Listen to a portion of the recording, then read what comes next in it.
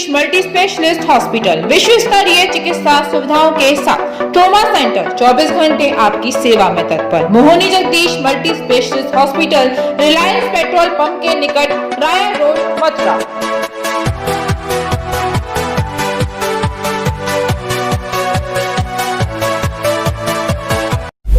नमस्कार, मैं सचिन। आप देख रहे हैं अभी न्यूज का विशेष कार्यक्रम सीधा संवाद। मथुरा में नगर पालिका से बने नगर निगम को लेकर आज हम लोग चर्चा करेंगे उन विभिन्न जन सामान्य की उन समस्याओं पर जो कि नगर निगम बनने के बाद में कितनी पर ठीक हुई हैं या नहीं हो पाई हैं। इन जन समस्याओं के ऊपर आज हमारे साथ विशेष चर्चा के लिए राष्ट्रीय लोकदल के वरिष्ठ नेता कुंवर नरेंद्र सिंह जी व 2019 के लोकसभा प्रत्याशी भी रहे हैं कुंवर साहब। सबसे पहले मैं आज आपको शुभकामनाएं दूंगा नववर्ष की। वह जानना चाहूँगा कि आप अपने नज़रिए से कितना परिवर्तन देख रहे हैं नगर निगम बनने के बाद।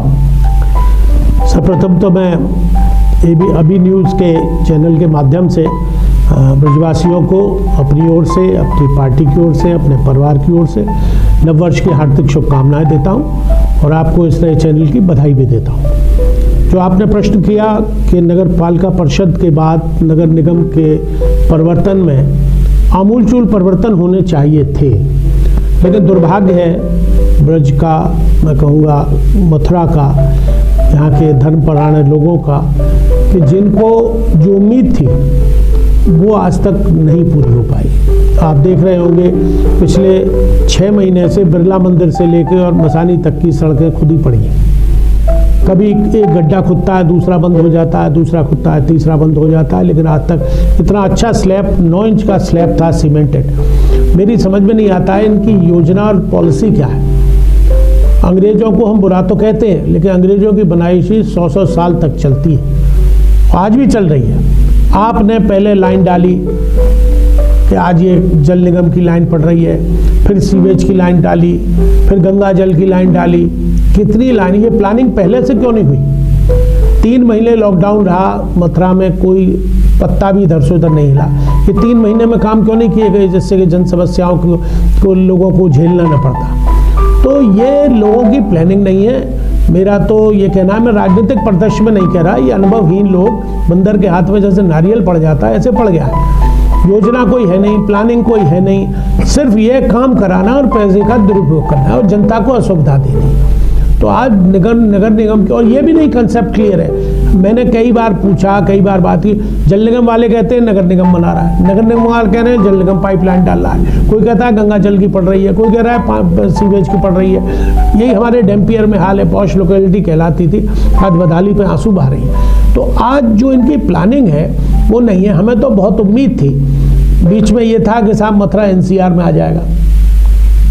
एक बार माननीय सांसद जी जब पिछली बार जीती थी तो हमारे एक मित्र थे राणे साहब, सुनील राणे, वो इनको मेरे घर लाए थे। तो मुझसे इनने पूछा था कि आप बताइए क्या क्या काम करना है, और भी उद्योगपति लोग थे, सब बुलाए थे मैंने। तो मैंने कहा आप 3 काम करा दीजिए। मथुरा को धार्मिक स्थल घोषित करा दीजिए, यमुना प्रदूषण को मुक्त करा दीजिए आप, जैसे गंगा को किया जा रहा है माननीय प्रधानमंत्री जी की कॉन्स्टिट्यूएंसी बनारस में, और एक मथुरा को NCR में करा दीजिए। NCR में ऑटोमेटिक काम बहुत होते हैं, फंड्स बहुत आते हैं।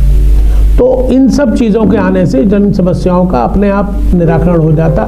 चाहे नगर निगम को या जल निगम को या और जो भी संस्थाएं काम कर रही हैं उनको इतनी आवश्यकता काम करने की नहीं पड़ती, क्योंकि सेंट्रल गवर्नमेंट उसमें फंड्स देती है। तो वो नहीं हो पाया।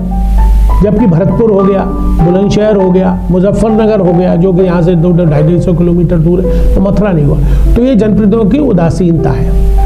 यहाँ के लिए कोई काम नहीं करना चाहता है। नाली, सड़क, खरंजे, पुलिया, ये एक सामान्य बात है और नेवर एंडिंग प्रोसेस है। ये कोई सांसद या कोई MLA कभी पूरा नहीं कर सकता। इस बात को मान के चलना चाहिए। लेकिन जो मूलभूत समस्या है वो जस की तस है। आपस में कोऑर्डिनेशन नहीं है। बीच में आप लोगों ने सुना होगा EO में और आयुक्त में और मेयर में ही गतिरोध हो गया। पार्षद अपनी अलग ढपली बजा रहे हैं, एक पार्षद ने चप्पल ही उठा ली। तो ये सब दुर्भाग्यपूर्ण है। और ये एक तमाशा बन के रह गया, मैं समझता हूँ। और इसको बहुत प्रगतिशील होना चाहिए था। देखिए, मेरा ये मानना है कि बहुत से लोग तो पद को सुशोभित करते हैं और बहुत से पद से सुशोभित होते हैं। तो यहाँ न तो पद सुशोभित हो रहा है और न पद से सुशोभित हो रहे हैं, दोनों स्थितियां एक सी हैं। ये बड़ा दुर्भाग्यपूर्ण है। जनता ने बड़ी अपेक्षाओं के साथ जल निगम, ये जब नगर निगम बना तो बड़ी उम्मीद लगाई थी कि मथुरा बहुत सुंदर बन जाएगा, बंदा एनसीआर में आ जाएगा, ये और भी जो सुविधाएं होंगी, लेकिन वो आज नहीं हुई। और आज आप देखिए कि जरा सी बारिश कल हुई है, मैं करीब 1-1.5 घंटे खड़ा रहा पुल के नीचे, 1.5-2 फुट पानी था। मुझे गाड़ी ले जाके और वहाँ नरौली थाने पे वहाँ पे वो हो गया, जाम लग गया 1-1.5 घंटे का। जब ये शुरू में, ये मैं इसकी भी बात कर रहा हूँ NH2 की, जब ये पुल बनाने आए तो गहलोत हैं इसके MD थे प्रोजेक्ट के, प्रोजेक्ट PM थे, प्रोजेक्ट मैनेजर। तो वो कईयों के मेरे परिचित थे, उनकी कोई एक प्रॉब्लम थी वहाँ रौसूप है, वो मैंने सॉर्ट आउट कराई, तो वो थोड़ा मेरे से क्लोज हो गए। तो मैंने उनसे कहा, मैंने कहा आप इसको टुकड़ों में पुलों को क्यों बना रहे हो? आप गोकुल रेस्टोरेंट से उठाओ और गेट नंबर 9 पे गिरा दो, नहीं आप गेट नंबर 9 पूरा मथुरा कवर हो जाएगा और पिलर्स पे बन जाता, न तो इतनी जगह गिरती और कॉस्ट भी कम आती, मैं समझता हूँ। और पुल पूरा थ्रू, अब आप कभी टाउनशिप पर बना रहे हो, कभी जय गुरुदेव पर बना रहे हो, कभी मंडी समिति में बना रहे हो, कभी कहीं बना रहे हो, 50 पुल बन गए, लेकिन जाम की स्थिति जस की तस है। तो उस वक्त उन्होंने कहा था आप अपनी MP से लिखवा दीजिए। तो ये मैंने MP साहब से तब भी कही थी जब मेरे यहाँ आई थी, मैंने कहा वो I will write to Gadkari, will get it done, लेकिन हुआ कुछ नहीं। आज वो बदहाली पे वही स्थिति जस की तस है। जैसा तो ये प्लानिंग नहीं है इन लोगों की। जैसा कि आप बता रहे हैं कि चर्चा और कटाक्ष तो सभी लोग करते हैं, सभी विपक्ष के लोग करते हैं, लेकिन आपकी सबसे खास बात जो मुझे लग रही है, जैसा आप बता रहे हैं कि आपने उनको सुझाव भी दिए और अच्छे सुझाव भी दिए कि क्या बेहतर करना चाहिए। ये नहीं है कि ये विपक्ष की भूमिका ही निभा रहे हैं, विपक्ष की पूर्णतः सही भूमिका निभा रहे हैं। राजनीतिक बाद में नागरिक पे, जी बिल्कुल, हमारा जन्म यही हुआ है। कहते हैं ना, तेरी का नार गड़ी है, मेरी तो नार भी मथुरा में गड़ी है, डैम्पियर में। तो इसलिए मेरे सेंटिमेंट्स जुड़े हुए, मेरी बाल्यावस्था ये डैम्पियर पार्क में हम मिट्टी में लोट-पोट के बड़े हुए, यही एजुकेशन ली, प्राइमरी से लेके पोस्ट ग्रेजुएट तक यही पढ़े। दिल का जुड़ाव है आपका। तो एक सामाजिक जुड़ाव है, पारिवारिक जुड़ाव है, राजनीतिक जुड़ाव है, सारे जुड़ाव हमारे तो आर्थिक, सामाजिक सब यहीं के हैं। तो इसलिए हमारे सेंटिमेंट्स ज़्यादा कीमती है, राजनीति सेकेंडरी है।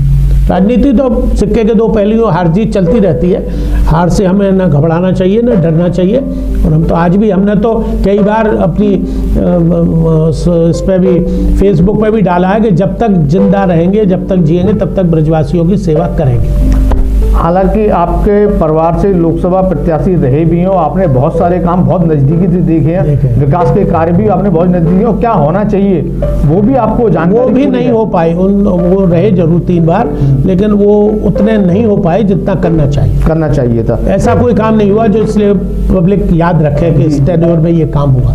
अब जैसे चकलेश्वर सिंह जी के टाइम में रिफाइनरी आ गई, अब चाहे वो लाए, इंदिरा जी लाई या गवर्नमेंट लाई, कोई लाया, लेकिन श्रेय उनको मिल गया। 71 से 77 के बीच में रिफाइनरी आई। ऐसा कोई हाल फिलहाल में कोई एक काम नहीं हुआ साहब। इतनी पावरफुल वर्तमान सांसद तो इतनी प्रभावशाली हैं, उनका अपना ग्लैमर तो है ही है, उनका सम्मान भी है। राजनीतिक लोग, प्रधानमंत्री जी या मुख्यमंत्री जी, जब वो पिछली बार थी तो मेरे घर से ही उन्होंने उनसे, अखिलेश से बात की थी, तो अखिलेश इतने सम्मान से बात कर रहे थे उनसे जिसकी कोई हद नहीं। तो वो अपने प्रभाव का प्रयोग ही नहीं कर रही है। दूसरा कार्यकाल है उनका, दूसरा कार्य। देखिए, मैं आलोचना की दृष्टि से नहीं कह रहा, पिछले 5 वर्ष के टेन्योर में वो 42 मिनट बोली है पार्लियामेंट, कुल 5 साल में 42 मिनट। और मुझे दुख इस बात का है, मैं आलोचना नहीं कर रहा, अब मैं तो हार गया, वो जीत गई, लेकिन मैं ये कह रहा हूँ कि उस 41 मिनट में उन्होंने मथुरा का एक बार भी नाम नहीं लिया, जमुना प्रदूषण का नाम नहीं लिया, NCR का नाम नहीं लिया, सिर्फ अपनी इंडस्ट्री सवाल किया था उन्होंने जमुना प्रदूषण, वो बाद में किया होगा, मैं पिछले टर्म की बात, पिछले टर्म के लिए। अच्छा। उसमें उन्होंने फिल्म इंडस्ट्री के लिए कहा कि हमारे देश में इतनी अपॉर्चुनिटियाँ हैं, हमारे प्रोड्यूसर्स, डायरेक्टर्स को फॉरेन कंट्री में, उन्होंने कई कंट्रियों के नाम लिए, पेरिस का, रोम का, इटली का, अमेरिका का, लंदन का, अनेकों नाम लिए, वेनिस का नाम लिया, तो उन सब के नाम लिए। वो अपॉर्चुनिटियाँ भारत में भी हैं। तो उन्होंने कहा इंडस्ट्री का टैक्स कम होना चाहिए, प्रोडक्शन टैक्स कम होना चाहिए, टैक्सेस की बात की, इंडस्ट्री को एनहांसमेंट कैसे किया जाए, डेवलप कैसे किया जाए उसकी बात की। लेकिन उन्होंने मथुरा के बारे में, न मथुरा की जमुना प्रदूषण के बारे में, न धार्मिक स्थल के बारे में बाद में कहा होगा उन्होंने, कहना चाहिए उनको कहना नहीं चाहिए, उनको लड़ना चाहिए। और कोई उद्योग भी मथुरा में अभी खास, वो तो धार्मिक ओतप्रोत से भी प्रेरित है भाई। वो तो जब MP नहीं थी तब भी यहाँ शीतल छाया में रहा करती थी यहाँ, तो उनकी भावना है धार्मिक, लेकिन उसके लिए प्रयास नहीं है, बड़ा दुखद है। उनको करना चाहिए और उनके अधिकार क्षेत्र में आता। अभी भी बेटी बाप की है, 3-3.5 साल हैं अभी, अगर वो चाहें तो बहुत कुछ कर सकती हैं। संबंधित एक सवाल जरूर पूछना चाहूँगा कि राष्ट्रीय लोकदल से आप 2019 का चुनाव लड़े, हालांकि आपको वोट भी अच्छे खासे वोट मिले हैं, तो इसमें क्या फैक्टर रहे कि आप जीत सुनिश्चित नहीं कर सके? देखिए साहब, फैक्टर तो कभी आपको सारी जानकारियां हैं जी, मथुरा के पूरा आप हर एक क्षेत्र, एक एक गांव, एक एक देहात के बारे में आपसे बेहतर जानकारी शायद और प्रतिनिधियों को नहीं। यही सोच के शायद लोकदल के हाईकमान ने मुझे टिकट भी दी थी, और टिकट इसलिए भी दी थी कि हमारी अपनी कम्युनिटी के 3.5-4 लाख वोट हैं, प्लस लोकदल के जाट बाहुल्य क्षेत्र है, 4-4.5 लाख वोट वो है, प्लस BSP का वोट बैंक था, 2-2.5 लाख वोट BSP के हैं, समाजवादी के यादव तो ज़्यादा नहीं है, लेकिन मुस्लिम यहाँ 1-1.5 लाख करीब वोट है, तो ये मिलकर कोई 10.5-11 लाख वोट हो जाता है। तो ये कॉम्बिनेशन बहुत अच्छा था, और इसमें वोट तो अच्छे मिले। मैं वोटों के लिए नहीं लड़ा था, मैं जीतने के लिए लड़ा था, लेकिन वो कुछ इसमें बगावत भी हुई मेरे साथ, हमारे सजातीय बंधुओं ने भी इसमें विरोध किया, और तो और क्या कहूँ, मेरे परिवार के लोगों ने विरोध किया राजनीतिक महत्वाकांक्षाओं के चलते। दूसरा ये क्या नाम है, ये जो मोदी फैक्टर चला कि साहब मोदी जी से पार पाना थोड़ा मुश्किल रहा, और ये जो कांड हुआ वो जहाँ वो फौजी मरे थे, कश्मीर में वो जो हुआ था जिसमें 40 सैनिक मरे थे, पुलवामा कांड का भी रिएक्शन रहा कि साहब, और वो बालकोट में जाके जो उन्होंने ये किया, हालांकि वो फेक था कि सही था ये नहीं मालूम, लेकिन उसका रिएक्शन भी रहा। और फिर कुछ लोग अंत में EVM की भी कुछ कैच बताते, EVM ऐसी थी, सेट बदली तो नहीं गई, इसको तो मैं गारंटी, क्योंकि मैं तो चुनाव लड़ने के उसके ख़त्म होने के बाद भी 1 महीने चुनाव लड़ा हूँ, वहीं पड़े रहे हमारे लोग काफ़ी वहाँ, और प्रशासन को मैं आगाह भी करता रहा, चेताता भी रहा कि कभी चूहे घुस जाए। एक बार आपको ध्यान होगा चूहे घुस गए थे डिब्बों में, वोट गायब हो गए चूहों से, तो वो सब एप्रीहेंशन मुझे थे, तो मैंने उसके लिए सावधानी बरती। लेकिन अब या तो कंप्यूटर से पहले ही एडजस्ट कर लिए गए थे वोट, ये था कि आप डालोगे तो हर तीसरा वोट BJP को ही जाएगा। ये तो संभावना है, सोचा जा सकता है कितने सही है कितने गलत है, लेकिन वो फैक्टर मोदी का ही रहा। हालांकि हेमा जी को उतना लोगों ने नहीं पसंद किया था इस बार, लेकिन वो अब साहब उनका भाग्य प्रबल था, जोर मार गया। बिल्कुल, इतना सब करने के बाद भी बड़े अच्छे कॉम्बिनेशन में लड़ा, फिर भी हार का मुंह देख रहा। तो अब आगामी चुनाव आ रहे हैं, 2022 नगर निगम भी है और विधानसभा चुनाव भी आ रहे हैं, वगैरह में तो मेरी इच्छा नहीं है, लेकिन अब लोकदल को कितना मजबूत लोकदल सोच पा रहे हैं? लोकदल तो किसानों की पार्टी है, मजदूरों की पार्टी है, और हम लोग समय समय पे मुद्दे भी उठा, भी 2 बार में अरेस्ट भी हुआ, ये जो आंदोलन किसानों का चल रहा है दिल्ली में, लाखों आदमी पड़ा हुआ है, लेकिन ये गूंगी बहरी सरकार उनकी सुनवाई, जबकि 70 से 80% आदमी आज भी ग्रामीण अंचल में रहता है। कुंवर साहब, एक चीज़ तो मैं इसमें आपको रोकना चाहूँगा, आपने किसान आंदोलन के विषय में बात की, किसान आंदोलन में आप होलीगेट पर गिरफ्तारी को नजर भी आए, लेकिन आपके साथ लोकदल के अन्य नेता बड़े नहीं आए, डर गए, पुलिस से डर गए। इस तरीके से आप लोग 2022 में नहीं लड़ पाएंगे, इस तरह से नहीं लड़ पाएंगे। बिल्कुल सही कहा आपने। क्या सारा विपक्ष एक होके चुनाव लड़ने की कोई रणनीति बनाएगा? अब देखिए साहब, समाजवादी और लोकदल का तो हमारे हाईकमान कह रहा है कि समझौता है। अब ये कांग्रेस को तो शायद वो अलग कर रहे हैं कि बड़ी पार्टियों, अखिलेश जी कहते हैं बड़ी पार्टियों से समझौता नहीं होगा, छोटे दलों से होगा। तो अब छोटे दलों में तो और जो है उनसे होगा, लेकिन समय रहते हुए देखिए वक्त के तकाजा है। कांग्रेस आज जिस स्थिति में BJP, उस जमाने में कांग्रेस थी, तो सारे दल 77 में सारी अपनी ईगो खत्म करते हुए एक हुए और इंदिरा जी को शिकस्त दी। फिर वीपी सिंह के नेतृत्व में फिर एक हुए, जनता दल बना, जन मोर्चा बना, फिर जनता दल बना, तब सब एक हुए, बीजेपी भी संग आई उसमें। तो इस वक्त भी कांग्रेस को मैं कहता हूँ बड़ी पार्टी, आज भी अगर बीजेपी को डर है तो कांग्रेस से ही है।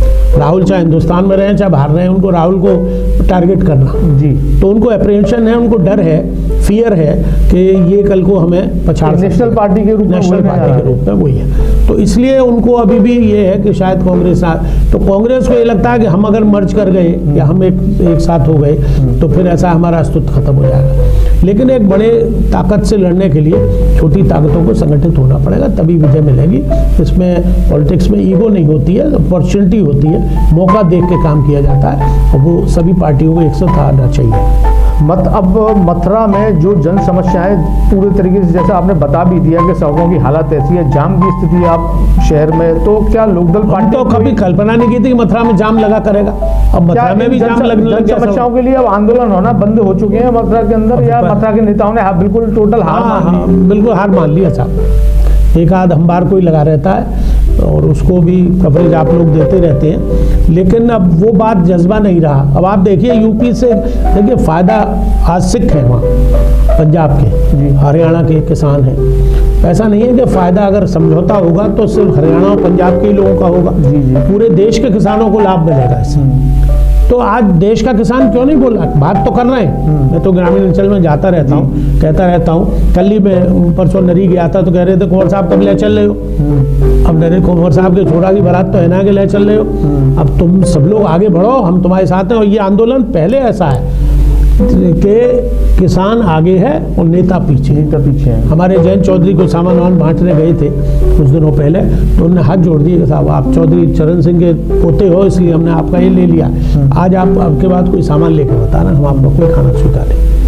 ये नेता विहीन नेतृत्व के ये आंदोलन चल रहे। सारी बातें एक बार में ही कह दें कि हार मान चुके हैं, तो आगे तो अब सवाल मैं आपसे पूछना, जैसे अन्य समस्याओं पर भी पूछता, उसी तरीके का कोई आंदोलन जन समस्याओं को लेकर तो हो ही नहीं रहा है। सारे विपक्ष इस तरीके से बैठा हुआ घर में कि शायद कब ये लोग हारेंगे, जनता हारेगी, समय का इंतजार कर रहे हैं कि कभी 12 साल में जैसे घूरे के दिन बदलते हैं, ऐसे हमारे भी बदले। नीति के ऊपर छोड़ दिया, नीति के ऊपर छोड़ दिया, तो होगा जो होगा उसको देखा जाएगा। लेकिन ये बड़ा दुर्भाग्यपूर्ण है, संघर्ष होना चाहिए, संघर्ष जारी रहना चाहिए। और जब भी हुआ, मुझे ध्यान है, मैं आपको एक बहुत पुराना किस्सा, हम लोग वहाँ डेम्पियर में पहले एक मकान में रहते थे, तो डीएसओ ऑफिस हमारे पीछे था। 10-12 लोग बीजेपी के, उस जमाने जनसंघ थी के थे, वो कहा करते थे देखो ये इंदिरा का खेल, खा गई चीनी पी गई तेल, बेटा कार बनाता है माँ बेकार बनाती है। ये नारा लगाते हुए बांके बिहारी महेश्वरी और खंडेलवाल जी, छोटे सुरेश, ये 8-10 लोग, आदमी भी नहीं थे जो नारे लगाने वाले, लेकिन ये जाते थे डीएसओ ऑफिस के सामने। डीएसओ ऑफिस हमारे वही सिलटेक्स ऑफिस के सामने हुआ करता था, वहाँ नारे लगाते जाते थे। तो संघर्ष तब ये कहीं नहीं थे, कहीं अस्तित्व में भी नहीं थे। मैं समझता हूँ एक आध एमपी हुआ होगा उनका कभी, अटल जी शायद जीत गए थे, यहाँ से तो हार गए थे, वहाँ से बलरामपुर से जीत गए थे गोंडा से, तो वो अस्तित्व में नहीं थे, लेकिन आवाज़ बुलंद रहते। वो आवाज़ भी आज है। एक बेचारा वो तारा चंद है टूटा सा, वो कभी नंगा हो जाता है, कभी बालू में लपेट लेता है, कभी कुछ कर लेता है। एक वो हमारे वो राही साहब है, वो लगे हुए हैं। तो ये कुछ है ऐसे लोग जो संघर्ष कर रहे हैं, लेकिन उनकी आवाज़ पहुंच नहीं पा रही है, जनता का ही समर्थन नहीं मिल रहा। तो आज एक तो सबसे बड़ी जो दिक्कत आ रही है, आप इसे अन्यथा मत लीजिए, मीडिया और आपका स्वास्थ्य संस्थाएं जितनी भी हैं, आईबी है, सीबीआई है, इवन जुडिशरी, मुझे कहना नहीं चाहिए चैनल पे, ये सब लोग एक पपेट बन के रह गए। तो आज आदमी इसलिए डरता है कि मैंने अगर कहा कुछ तो हमें थाम लिया जाएगा, डरा दिया जाएगा, तो इसलिए हम लोग थोड़े बैकफुट पे आ गए। लेकिन नहीं, ऐसी बात नहीं है, जज्बा है और आगे संघर्ष जारी रहेगा और इन बातों को उठाते रहेंगे। और किसानों का मुद्दा ये बहुत, मैं समझता हूँ अटल जी बहुत बड़ी गलती है, नरेंद्र मोदी जी बहुत बड़ी गलती कर रहे हैं।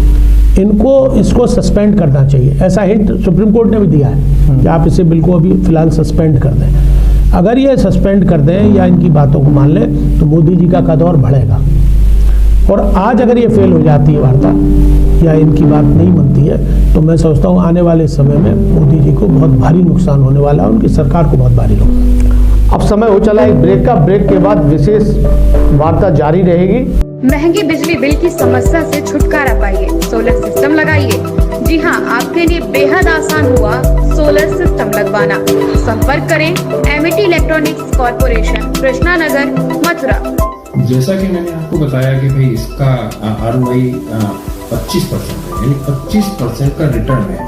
इसके हिसाब से देखा जाए तो जो लागत आप लगा रहे हैं वो लागत आपकी 4 साल में निकल आई। ब्रेक के बाद आपका फिर से एक बार स्वागत है। कुंवर साहब, जो चर्चा हमारी आपकी चल रही थी, आपने सारी समस्याओं के ऊपर भी ध्यान दिया और उनके लिए सुझाव भी बताए। उन समस्याओं का काफ़ी सारे लोग सिर्फ शिकायतें करते हैं, लेकिन सुझाव आपने जो दिए वो अब मानना न मानना उनके ऊपर है कि वो कितना उन सुझावों को देखेंगे किस तरीके से। एक मथुरा में बंदरों की समस्या इतनी विकराल होती चली जा रही है मथुरा में, जिसकी शिकायतें लगभग हमारे पास लगातार आती रहती हैं। उसकी तरफ न तो किसी जनप्रतिनिधि से कुछ आप लोगों की पार्टी की तरफ से कुछ उन लोगों के पास शिकायतें हैं या कुछ बातचीत आपकी इस विषय को लेकर। देखिए, हम लोग तो अभी 3-13 में है नहीं जो हम अपनी बात, हम तो आप लोगों के माध्यम से ही अपनी बात को रख सकते हैं, उठा सकते हैं, लेकिन एज ए नागरिक हम इस पीड़ा को जानते हैं। आप चाहे वृंदावन में जाइए, चाहे आप तो ग्रामीण अंचलों में भी जाने लगे बंदर, और क्योंकि वो खतरनाक रूप लेते जा रहे हैं, काटने के साथ कुछ सामान ले जाते हैं। और मैं आपको इसका एक मनोरंजक दृश्य बताऊं। मैं वृंदावन जा रहा था, उस दिन AC काम नहीं कर रहा था, मैं कांच खोल रखा था, तो बस मैंने एक आवाज़ धड़ से सुनी और बंदर गिरा और मेरा चश्मा लेके, और मैंने थोड़ा वो महंगा चश्मा था और लेके गायब हो गया। तो एकदम तुरंत वहाँ लड़के खड़े ही रहते हैं और बोले बाबूजी फ्रूटी दो। मैं फ्रूटी समझा, मैंने कहा मिठाई उठाई गया, बिस्कुट उस्कुट फेंके तो लेगा। बोले बाबूजी ये फ्रूटी पीता है। तो मैंने कहा भैया फ्रूटी लो, तो तुरंत फ्रूटी लाए। तो उसने ऐसे करके फ्रूटी डाली, तो 2-3 बैठे थे वो, तो वो उसने फ्रूटी पकड़ी और बगल वाले को दे दी और फिर उसे तोड़ने लग गया चश्मा को। तो एक और फेंकी, फिर उसने तीसरे वाले को दे दी। यानी कि तीसरी फ्रूटी जब लिए तब उसने चश्मा मेरा छोड़ा। तो ऐसी स्थिति है, लेडीज़ पर्स ले जाते हैं, मोबाइल ले जाते हैं, बाहर के हमारे जो ये जो दर्शनार्थी आते हैं, धार्मिक श्रद्धालु वृंदावन में बहुत है। लेकिन अब ये आप बिल्कुल सही कह रहे हैं, मथुरा में मैं तो सुबह घूमने जाता हूँ पार्क में, डेम्पियर पार्क में, आप देखिए बंदरों का आतंक। अभी अमर उजाले वालों ने कवर भी किया था, मैं भी था उस वक्त। और हमारे डेम्पियर में हम घूमते, हम तो एक डंडा लेके घूमते हैं। घरों में फूल नहीं छोड़े, पौधे नहीं छोड़े, कपड़े नहीं छोड़े, साड़ियाँ फाड़ दें और उस कपड़े फाड़ दें। निकलना मुश्किल है, अकेले नहीं। पहले मथुरा में इतने वायलेंट नहीं थे, आक्रामक नहीं थे। वृंदावन वगैरह और तो थे, वो काट भी लेते थे, लेकिन अब मथुरा में भी ये हो रहा है। तो इसके लिए मुझे ध्यान है, हेमा जी ने ये बात उठाई थी पार्लियामेंट में इस बार के साथ मथुरा इसके लिए एक अलग से थीम पार्क बनेगा। और उसमें पहले तो उन्होंने स्टेलाइजेशन के लिए कहा था कि इनको स्टेलाइज किया जाएगा जिससे आगे बच्चे पैदा न कर सके। तो उस पर वो थी मेनका गांधी, वो चूँकि एक चलाती है ऑर्गेनाइजेशन, उन्होंने विरोध कर दिया था कि आप नेचर से नहीं खेल सकते, उसको नहीं कर। तो बात दब गई, तो पकड़ने की बात थी, इनको नेटिंग की जाए, इनको पकड़ा जाए और वनों में छोड़ा जाए। शुरू में ये काम हुआ भी, शुरू में जब यहाँ श्याम सुंदर उपाध्याय कांग्रेस के वो थे चेयरमैन, तब एक कॉन्ट्रैक्ट दिया गया था और पकड़े भी गए थे, हमारे डेम्पियर से भी पकड़े गए और भी जगह पकड़े गए। अब वो पकड़े गए, वो उनको इसमें लोग, हमारे यहाँ बेईमानी भी तो बहुत है ना, करप्शन। कहा तो ये कि साहब बिहार वन में छोड़ के आओगे, गैवर वन में छोड़ के आओगे, या वो अश्वत्थामा की झाड़ी है वहाँ पे साहब है, वहाँ छोड़ के आओगे, जहाँ घने जंगल है, एक यहाँ राल के पास बिहार वन है, यहाँ छोड़ के आओगे। वो क्या है, उसको श्याम सुंदर जी के सामने जो नाला, मैंने खुद अपनी आंखों से देखा है। एक दिन मैं दिल्ली से आ रहा था रात को, तो वो ट्रक अनलोड उस पोखर में हो रहा था। अब तो दीवार लग गई है वहाँ, पहले खाली थी, तो उस पोखर में अनलोड कर रहे थे बंदरों। तो वो बंदर कहाँ जाएंगे, सबरी कॉलोनी में हमारे डेम्पियर में पहुँच गए वो बंदर। सोई देकर सैकड़ों हजारों बंदर आ गया, कहाँ से आए रात रात में। तो वो अनलोड यहाँ कर दिए, बजाय वहाँ के पैसे बचा लिए उन्होंने, साहब छोड़े आए, कौन देख रहा है कहाँ छोड़े आए। तो ये एक बहुत बड़ी प्रॉब्लम है। और ये बच्चे हैं हमारे यहाँ, बुजुर्ग हैं हमारे यहाँ, उन लोगों को ज़्यादा कष्ट हो सकता है। तो उन लोगों के चोट भी लग सकती है, बेचारे से लगी है, कई मृत्यु हुई है। एक तो आपके चौबिया पाड़ में ऊपर से छत से गिर गया था बच्चा गिर गया था, हाँ, उसकी डेथ हो गई। तो ये बड़ा, अब इसके लिए गवर्नमेंट ही कुछ कर सकती है साहब। आम नागरिक या जो NGO चलाते हैं, बहुत NGOs हैं, ये सोशल क्लब है। ये मेरा इस विषय पर सवाल करने का तात्पर्य आपसे ये था कि क्या कभी आप लोग ऐसे प्रयास कर रहे हैं जनप्रतिनिधियों से बात करने की, भाई कि ये जन समस्या है मथुरा की? ठीक है साहब, जनप्रतिनिधि कोई विदेशी नहीं है, उनको भी सब समस्या मालूम है, उनको खुद ही हाथ उठानी चाहिए। ये कौन नहीं उठाता है? बंदरों की समस्या हर बार उठती है। आप लोगों की तरफ से कोई बात वैसे बात? हम तो कई बार रख चुके हैं साहब इस बात को, एडमिनिस्ट्रेशन से तो कई बार बात हुई है, जिलाधिकारी वगैरह से, और हमारी पहुंच प्रधानमंत्री तक या मुख्यमंत्री तक तो है नहीं। अब वो मुख्यमंत्री से कहो तो उनकी तो बजरंग सेना है, वो उन्हें पकड़ो या मारो तो फिर एक और क्रिमिनल ऑफेंस है। भारतीय जनता पार्टी वाले तो इस बात को अपना पॉलिटिकल माइलेज मानते हैं ना। अरे भैया, बंदरों से बोलते हैं तो हमारी बजरंग सेना है। तो जब उसका राजनीतिकरण हो जाएगा तो फिर उस पर हाथ कौन लगाएगा? तो इसको समस्या को न देखते हुए वो उसको वोटों के लिए यूज़ कर रहे हैं। तो ये दुर्भाग्यपूर्ण है, इस पर काम होना चाहिए, एडमिनिस्ट्रेशन को होना चाहिए, नेटिंग करें उनकी, या जो भी उनके लिए कोई एक सेंचुरी ऐसी बना दें जिसमें उनको रखा जाए और उनको पकड़ पकड़ के वहाँ भेजा जाए, और उनके खाने पीने की व्यवस्था होनी चाहिए। देखिए, योजनाएं तो बहुत बनती हैं, जी, उनका क्रियान्वयन नहीं, क्रियान्वयन की समस्या रहती है उनकी। अब आप देखिए कि गऊ की सेवा के लिए योगी जी धार्मिक व्यक्ति हैं, गेरुआ वस्त्रधारी हैं, मुख्यमंत्री भी हैं, और बड़ा भारी अभियान चलाया उन्होंने कि साहब गांव-गांव गौशालाएं खुलेंगी काम। और इनसे पहले उन्होंने क्या नाम है, अखिलेश जी ने भी कामधेनु गौशाला की योजना निकाली थी, उसमें 1-1 करोड़ 1.5 करोड़ रुपए के लोन दिए गए लोगों को, उसमें सब्सिडी भी थी। लेकिन गायों की दुर्दशा इतनी है, अब है भी बहुत अच्छा, इसे मैं अदरवाइज नहीं ले रहा, कटान बंद हो गया, कम हुआ है, बंद तो नहीं हुआ लेकिन कम हुआ है मवेशियों का, तो उससे जनसंख्या एकदम और बढ़ गई है। लेकिन चलिए, कटान आपने बंद करा दिया, बहुत अच्छा किया, उसको हम अच्छे अप्रिशिएट कर रहे हैं, लेकिन उनकी वैकल्पिक व्यवस्था तो होनी चाहिए। भूखी मर रही है। अभी मैं आपको 5-6 दिन पहले का प्रकरण बताऊं, राल में बिहारवन है, उसमें भी एक बिहारवन शेरगढ़ में एक राल, तो वहाँ पर सैकड़ों गाय हैं, और उसमें 2 एकड़ ज़मीन पहले दी थी, लेकिन बाद में तत्कालीन जिलाधिकारी ने 2 हेक्टर ज़मीन और उसमें ले ली, तो 4.55 हेक्टर ज़मीन इसको तीर्थ विकास परिषद के लिए दे दी गई कि इसमें गौशाला बनेगी और इनकी देखरेख होगी। अब वो हो गई, ज़मीन अलॉट हो गई। अच्छा, ये मैं थोड़ा सा और बता दूं, इसमें हम ये जो राल गांव था, राल का यहाँ 11.5 गांव अबागढ़ रियासत मेरे जो नाना थे राजा सूरपाल सिंह, उनका था, और उन्होंने 200 एकड़ ज़मीन चरगाह के लिए, गौचारण के लिए दे दी थी, क्योंकि वो गौ प्रेमी हुए थे, उनके यहाँ भी अपनी गौशाला थी, सेवा होती थी, तो दे दी थी, तो वो चल रही थी। कानून है ऐसा, जियो है कि आप गौचारण की ज़मीन, वन विभाग की ज़मीन, तालाब की ज़मीन, मरघटों की ज़मीन, इसको आप लैंड यूज़ को चेंज नहीं कर सकते। लेकिन वो आपने कर ली, चलिए गऊ के नाम पे आपको ज़मीन मिल गई तो हो गया, अब आपने उसमें कंस्ट्रक्शन शुरू कर दिया।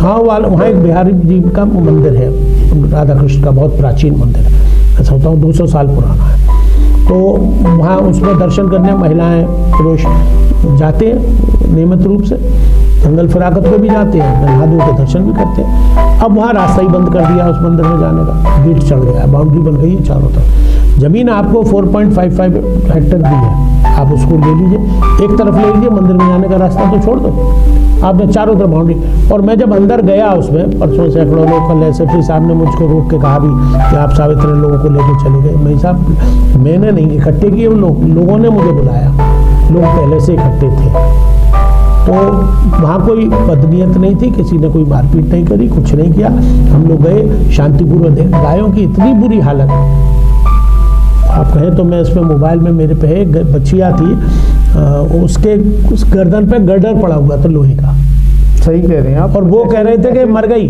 सोशल मीडिया मैंने जब हम लोग देखते भी हैं, और जब वो गर्डर हटाया तो बच्चिया खड़ी हो गई, वो जीवित थी।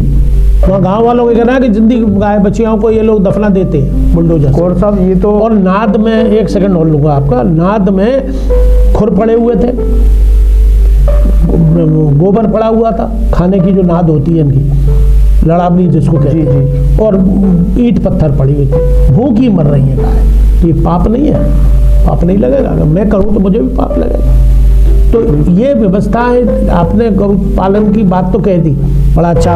कोई एक आध अच्छी गौशाला की फोटो भी आप टीवी पर टेलीविजन पर दिखा दोगे खिलाते हुए। वो उनकी अखिलेश यादव की वो भाई की स्टेप ब्रदर की वो है वाइफ, वो ले गई थी इनको गौशाला में, मुख्यमंत्री जी को गए थे, तो वहाँ गुड़ खिला रहे हैं। इनको कौन खिलाएगा साहब? पहले तो कम से कम ये लावारिस घूम के खेतों में खा तो लेती थी, भूखी तो नहीं मर रही थी।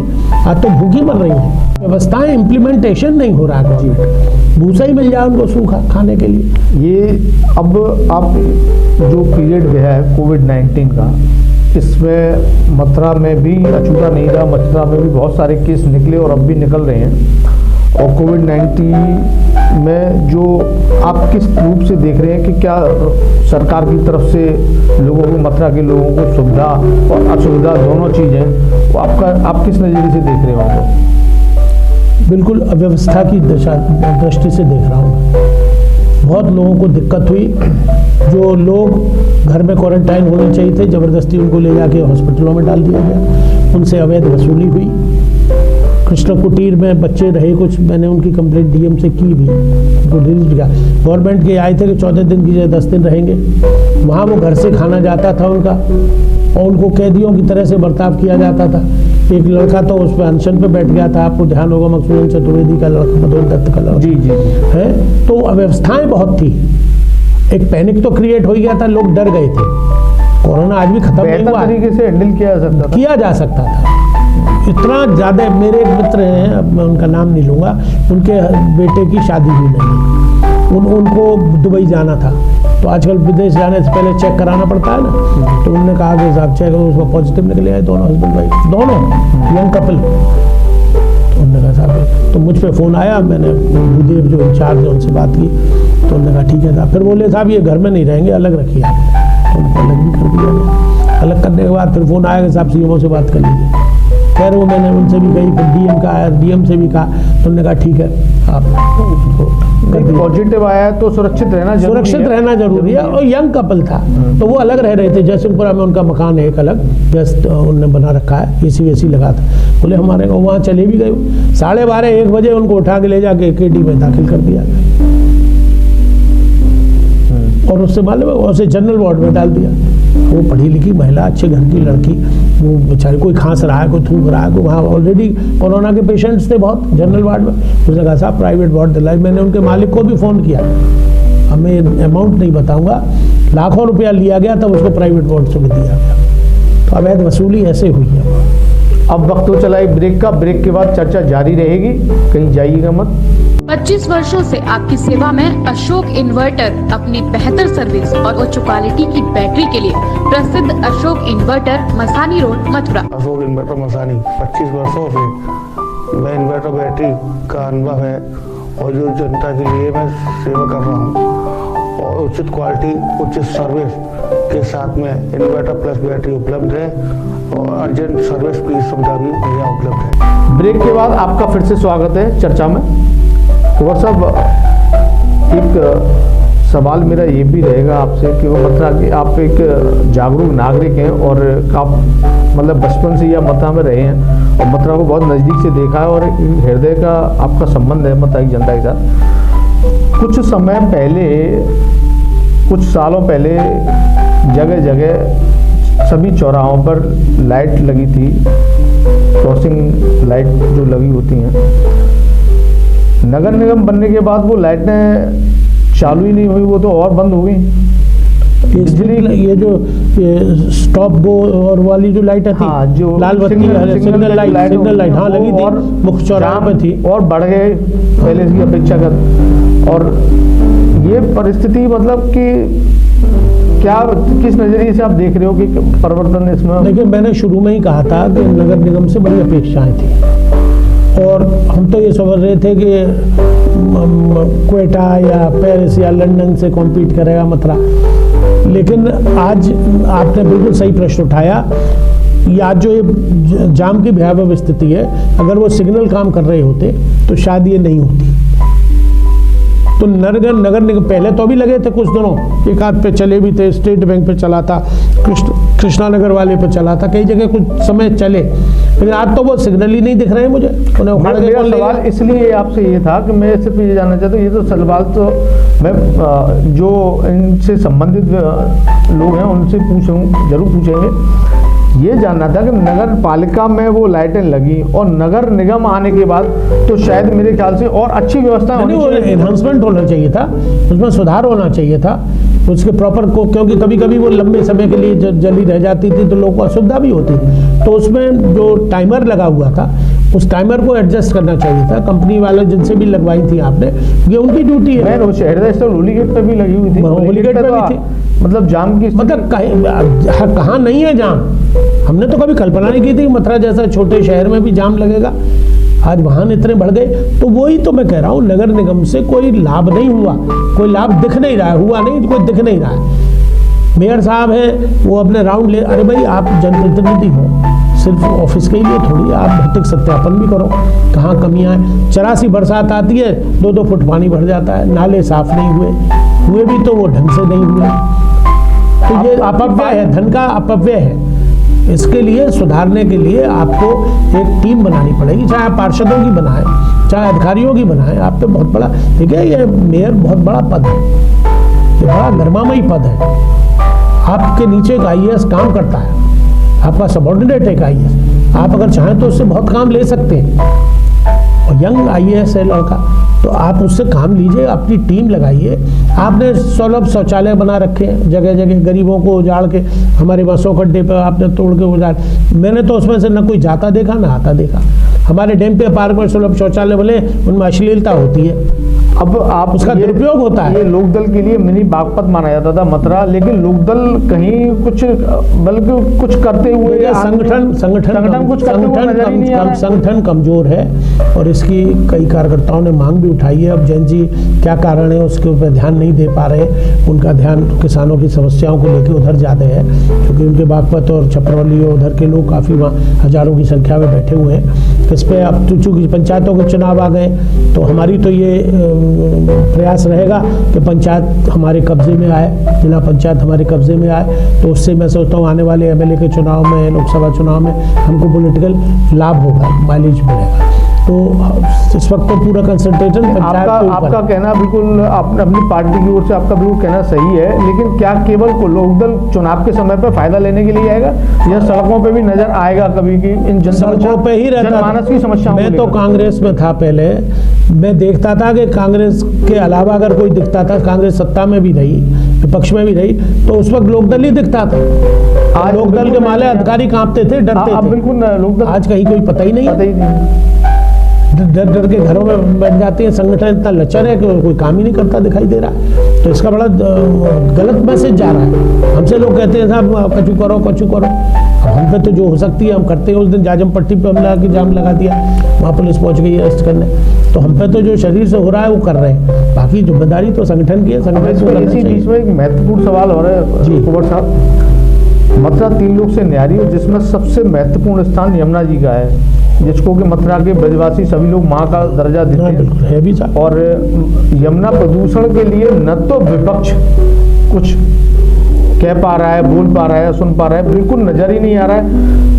हालांकि जनप्रतिनिधि जितना कह रहे हैं, क्या कर रहे हैं, क्या नहीं कर रहे हैं, न तो उनको कोई बताने वाला है, ना उनको कोई जगाने वाला है। जो विपक्ष की भूमिका होनी चाहिए, तो विपक्ष की भूमिका ही बिल्कुल नदारद नजर आ रही है। नहीं ऐसा, चुनाव जब टिकट मिल जाता है तो आचमन लेना सब जाते हैं, मैं भी गया हूँ, हालांकि मुझे तो सफलता नहीं मिली।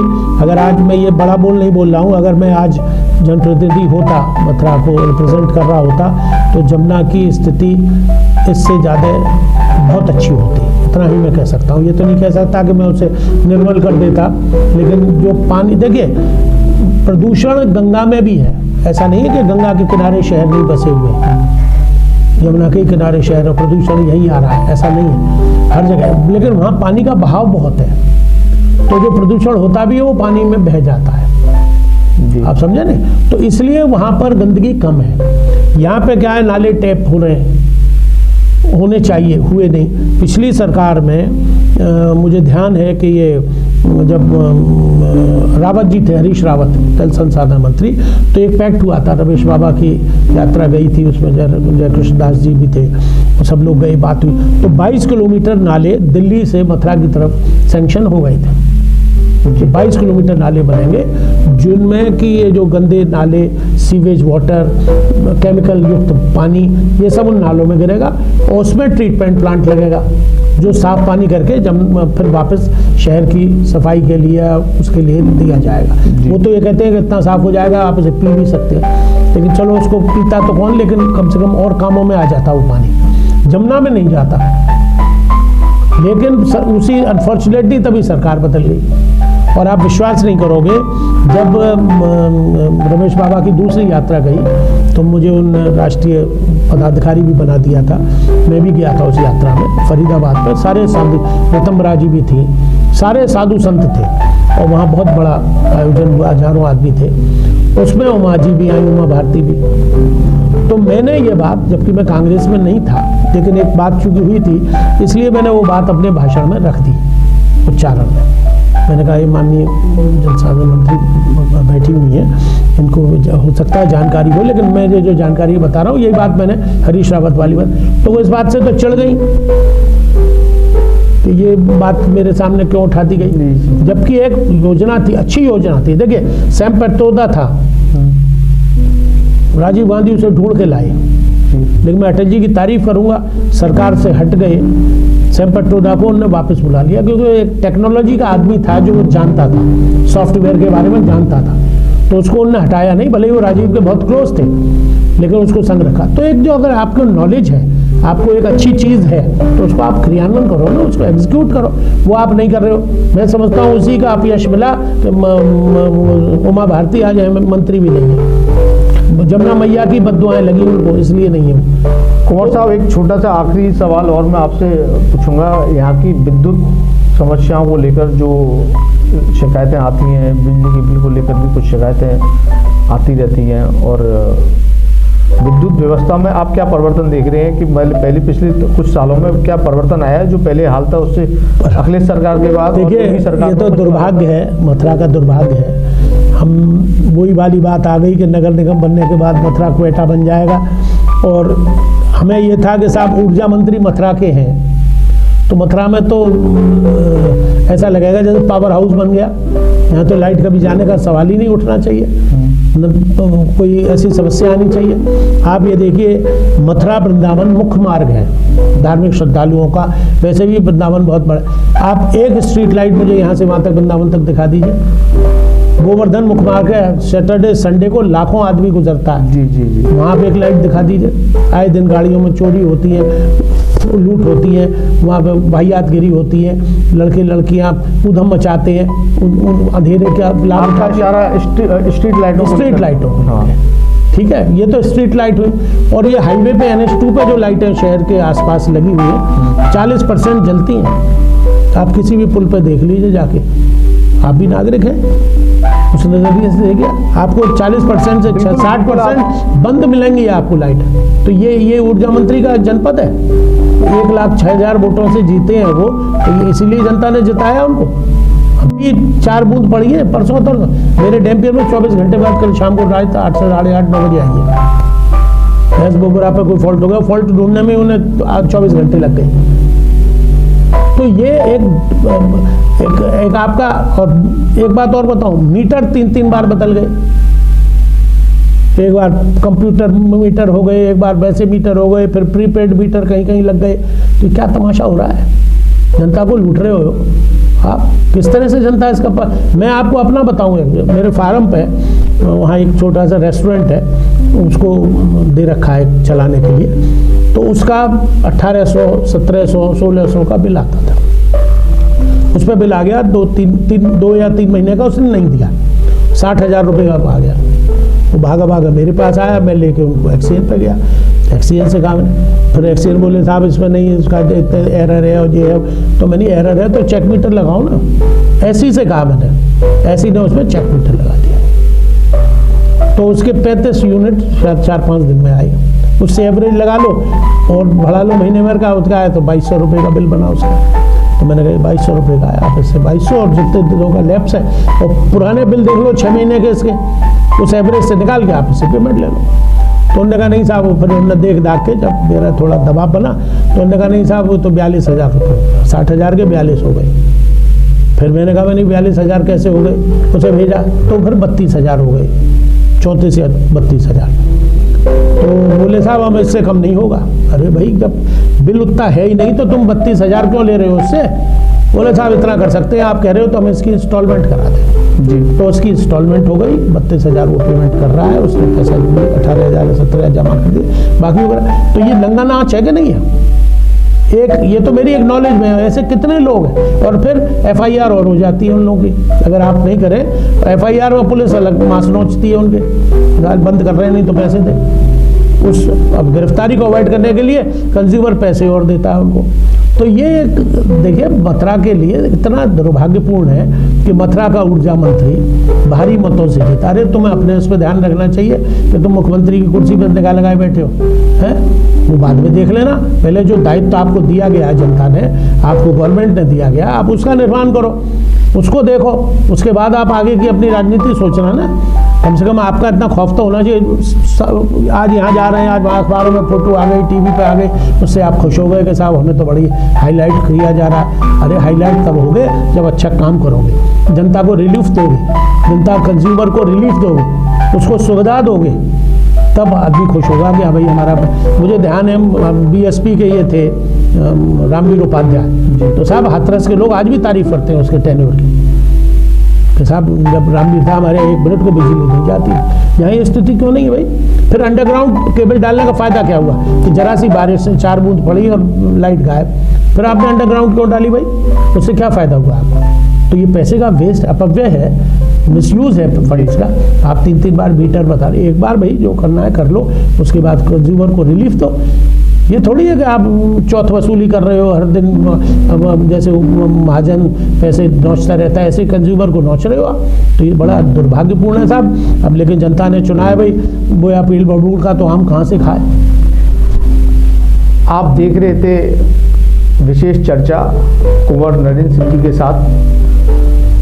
समय का अभाव है इसलिए चर्चा को अब अंत की ओर ले जा रहे हैं हम लोग। कुंवर साहब ने बड़ी बेबाकी से एक वरिष्ठ मथुरा के नागरिक होते हुए और एक पार्टी के नेता होते हुए काफ़ी अच्छी बातें रखी और काफ़ी अच्छे सुझाव भी दिए। केवल शिकायतें ही नहीं, आरोप ही नहीं लगाए, कुछ अच्छे सुझाव भी दिए हैं। ये मानना न मानना तो उन जनप्रतिनिधियों के ऊपर है कि वो इनके सुझावों को किस रूप से देखते हैं। लेकिन एक सार्थक चर्चा कुंवर साहब ने आज हमारे साथ की स्टूडियो में। और कुंवर साहब, मैं आपका आभार व्यक्त करता हूं कि आप यहाँ स्टूडियो में आए। नहीं, मुझे बड़ा अच्छा लगा। और आशा है कि आप ऐसे ही जनता की आवाज़ को बुलंद करते रहें, उठाते रहें, समय समय पर जनप्रतिनिधियों को भी जगाते रहें और जनता का जुड़ाव आपसे बना रहे और आपका भी जुड़ाव जनता से बना रहे। इसी के साथ मैं अब चर्चा को विराम दूं। बहुत बहुत धन्यवाद। मोहनी जगदीश मल्टी स्पेशलिस्ट हॉस्पिटल विश्व स्तरीय चिकित्सा सुविधाओं के साथ ट्रॉमा सेंटर 24 घंटे आपकी सेवा में तत्पर। Mohini Jagdish multi specialist hospital, Reliance petrol pump के निकट, राया रोड, मथुरा।